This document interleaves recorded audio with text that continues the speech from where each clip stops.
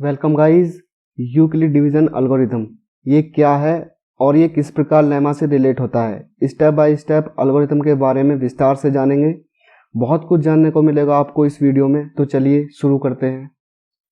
Guys, हमें Euclid division algorithm को जानने से पहले हमें यूक्लिड डिवीजन लेमा को ब्रीफली समझना होगा। अगर हम इस स्टेटमेंट को देखें तो इस स्टेटमेंट में लेमा को एल्गोरिथम से रिप्लेस किया गया है, बट यहाँ हम वर्ड्स की बात करें तो यूक्लिड एक ग्रीक मैथमेटिशियन है। डिवीजन की बात करें तो डिवीजन टू पॉजिटिव इंटीजर्स के डिवाइड से रिलेटेड है। लेमा एक प्रूवन स्टेटमेंट है जिसका यूज अनदर स्टेटमेंट को प्रूफ करने के लिए किया जाता है। अगर आप इस स्टेटमेंट को देखें तो इसमें हमारे A B Q R define किए गए हैं और वो किस प्रकार किए गए हैं। ए और बी हमारे दो पॉजिटिव इंटीजर्स हैं।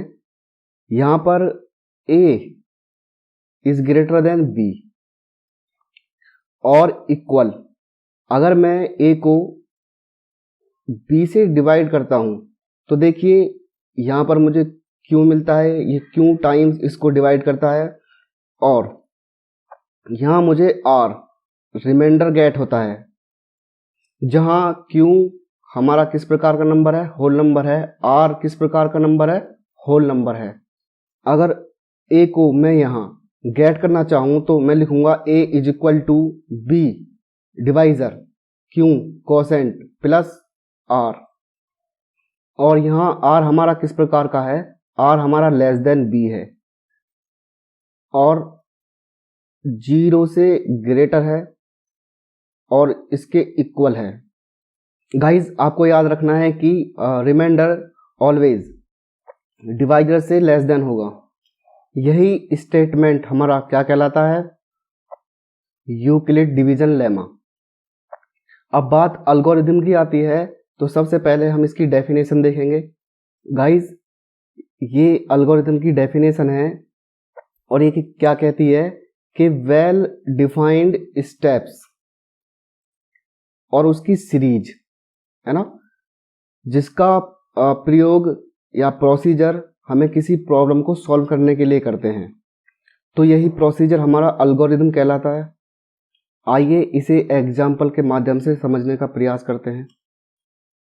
गाइस, यहाँ मेरा ये एग्जाम्पल है जिसमें 45 एंड 75 दो पॉजिटिव इंटीजर्स हैं और जिनका मुझे यूक्लिड डिवीजन एल्गोरिथम के माध्यम से HCF highest common factor find करना है। आप ध्यान दीजिए, यहाँ पर डिवीजन वर्ड का यूज हुआ है। इट मीन्स मुझे इन दोनों नंबर्स में डिवीजन अप्लाई करना है। तो चलिए देखते हैं इसे। 75 मेरा 45 से ग्रेटर है। इट मीन्स मैं 75 को 45 से डिवाइड करूंगा। जब मैं इसे डिवाइड करता हूं तो ये वन टाइम डिवाइड होता है 45। इसे सबट्रैक्ट करेंगे 0 और 3। यहाँ पे 30 मिला है, ये 30 45 से डिवाइड नहीं हो पाएगा। इसके बाद हम क्या करेंगे, जो मेरा डिवाइजर था ये वाला डिवाइजर, मैं इसे यहाँ पर ले आऊँगा और फिर अगेन इसे डिवाइड करूँगा। ये वन टाइम फिर डिवाइड हो रहा है, फिर मैं इसे सबट्रैक्ट करूँगा तो मेरा 5 और 1। अब देखेंगे कि 15 ये 30 से लेस देन है, ये इसको आगे डिवाइड नहीं कर पाएगा। ऐसी स्थिति में मैं फिर डिवाइजर को यहाँ ले आऊँगा और इसे फिर डिवाइड करूँगा। अगर मैं इसे डिवाइड करता हूँ तो ये इसको 2 टाइम्स डिवाइड करता है, मुझे 30 मिलेगा और यहाँ पर रिमाइंडर मेरा 0। यही हमारा ये जो प्रोसीजर था वो समाप्त हो गया है। क्यों? क्योंकि मुझे रिमाइंडर 0 मिल गया है। इस पूरे प्रोसीजर में मेरे पास डिवाइजर 3 हैं। इट मीन्स मेरे स्टेप्स भी 3 होंगे। अब इस पूरे प्रोसीजर को हम स्टेप्स में लिख लेंगे। तो गाइज, 45 मेरा पहला डिवाइजर है, इसका मतलब ये हुआ ये मेरा पहला स्टेप है। पहले स्टेप में 75 हमारा क्या है, डिविडेंड है, क्योंकि इसे डिवाइड किया जा रहा है। तो मैं यहाँ पर यूक्लिड डिवीजन लेमा यूज कर रहा हूँ। हर स्टेप में इसे यूज करेंगे अगर मुझे 75 गेट करना हुआ तो मैं क्या करूँगा, मैं 45 डिवाइजर मल्टीप्लाई कोसेंट 1, यहाँ पर देखेंगे आप कोसेंट 1 है और इसके बाद प्लस जो रिमाइंडर है वो क्या है 30। मैंने इसको लिख लिया, बट अब ये डिफाइन नहीं है। अगर डिफाइन की हम बात करें तो ये आर जो रिमाइंडर है वो किस प्रकार डिफाइन होगा, वो 45 से लेस देन है, इसे मैं 45 से लेस देन करूँगा। बट ये यहाँ पर 0 से ग्रेटर है ना, बिकॉज आर हमारा क्या है यहाँ पर, वो 30 है, इसी वजह से मैंने इसको इस प्रकार डिफाइन किया है। अगर हम दूसरे स्टेप की बात करें तो दूसरे स्टेप हमारा डिवाइजर 30 है, तो यहाँ पर 45 हमारा डिविडेंट होगा। 45 मुझे कैसे मिलेगा, 30 और यहाँ पर जो कोसेंट है वो 1 है, मल्टीप्लाई 1 प्लस जो मेरा रिमाइंडर क्या है 15, और मैं यहाँ पर आर को डिफाइन करूँ तो आर मेरा किस प्रकार का है, यहाँ पर डिवाइजर 30, वो 30 से लेस देन है बट 0 से ग्रेटर है ना। तो आर मेरा कंफर्म मुझे पता है वो क्या है, वो 15 है।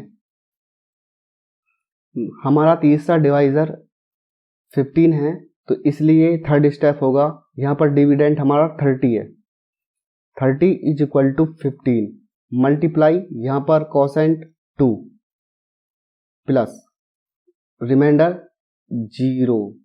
यहाँ मैं आर को डिफाइन करूँ तो आर मेरा हमेशा जो डिवाइजर है उससे लेस देन होगा 15, बट हम देख रहे हैं कन्फर्म यहाँ पर जो 0 है ना वो रिमाइंडर है, तो इसलिए मैं इसको बराबर 0 कर देता हूँ।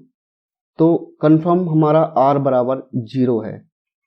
हमारे ऑल स्टेप्स यहीं पर फिनिश हो गए हैं, बिकॉज हमें रिमाइंडर 0 मिल चुका है। अगर रिमाइंडर हमें 0 मिल जाता है तो हमारे स्टेप्स वहीं फिनिश हो जाते हैं। गाइज एक बात आपको याद रखनी है कि अगर हमारे जो नंबर पॉजिटिव इंटीजर्स दिए हुए हैं वो डिफरेंट हैं तो ये स्टेप्स भी डिफरेंट हो सकते हैं। वो चाहे तो एक स्टेप हो सकता है, चाहे तो 2 हो सकते हैं और चाहे तो 5 हो सकते हैं। यहाँ पर हमारे नंबर्स जो थे उनके अकॉर्डिंग हमें यहाँ पर 3 स्टेप्स मिले हैं। हमने ऑल स्टेप्स को है ना क्या किया है, डिफाइन कर लिया है, और ये एक सीरीज में है ना, एक के बाद दूसरा, दूसरे के बाद तीसरा है ना, और ये प्रोसीजर रहा है। तो हम कह सकते हैं कि जो स्टेप्स हमें मिले हैं वो एक एल्गोरिदम है, क्योंकि प्रत्येक स्टेप में हमने क्या देखा, यूक्लिड डिवीजन लेमा इसका यूज किया गया है, वो भी स्टेप बाय स्टेप। तो गाइज किसी प्रॉब्लम को सॉल्व करने के लिए यूक्लिड डिवीजन लेमा का स्टेप बाय स्टेप यूज करना हमारा क्या कहलाता है, यूक्लिड डिवीजन एल्गोरिथम। तो इस प्रकार यूक्लिड डिवीजन एल्गोरिथम की डेफिनेशन क्या होगी इसे देख लेते हैं, मगर इससे पहले हम ये देखेंगे कि यहाँ हमारा एचसीएफ क्या है। तो देखिए हमारा लास्ट डिवाइजर जिसके कारण हमारा रिमाइंडर हमें 0 प्राप्त हुआ था, गेट हुआ था, वही डिवाइजर हमारा क्या होगा, HCF होगा, है ना। अगर यहाँ हम देखें तो ये हमारा रिमाइंडर 0 है, इसके एबव नंबर जो जस्ट एबव नंबर है वह हमारा HCF है, और जिस डिवाइजर के कारण ये हमारा क्या हुआ है, 0 हुआ है, रिमाइंडर हमें 0 मिला है, वही डिवाइजर हमारा HCF होता है। गाइज आप ये ध्यान रखें, ये वाला प्रोसीजर जब आप कर रहे होंगे तो ये रफली होता है, ये रफ वर्क करते हैं। इससे एग्जाम्स के प्रोस्पेक्टिव से हमें सिर्फ ये मेंशन करना है। इस प्रकार हमारा जो रिक्वायर्ड HCF है वो क्या है, 15 है, तो हम कहेंगे कि 45 एंड 75 का HCF हमारा 15 है। और हम यहाँ पर यूक्लिड डिवीजन एल्गोरिथम की डेफिनेशन की बात कर रहे थे, तो गाइज ये इसकी डेफिनेशन है। देखिए Euclid division lemma in every step, देखिए प्रत्येक स्टेप में क्या है, हमारा यूक्लिड डिवीजन लेमा है ना। टू फाइंड एनी प्रॉब्लम, हमने HCF फाइंड किया था, then all these steps with Euclid division lemma, है ना, जो हमने अभी देखा है। तो हमारा एक क्या जाना जाता है, स्टेप्स के अकॉर्डिंग जिसमें हमारे यूक्लिड डिवीजन लेमा का यूज हो, इसे हम यूक्लिड डिवीजन एल्गोरिथम कहते हैं, है ना, इसे बोला जाता है। एंड गाइज आपको याद रखना है कि यूक्लिड डिवीजन एल्गोरिथम का यूज, है ना, 10th क्लास के अकॉर्डिंग एचसीएफ फाइंड करने में होता है। और इसी के साथ यूक्लिड डिवीजन एल्गोरिथम के लिए हमारा ये लेक्चर समाप्त होता है। और मेरे साथ बने रहने के लिए चैनल को सब्सक्राइब करें एंड थैंक्स फॉर वॉचिंग।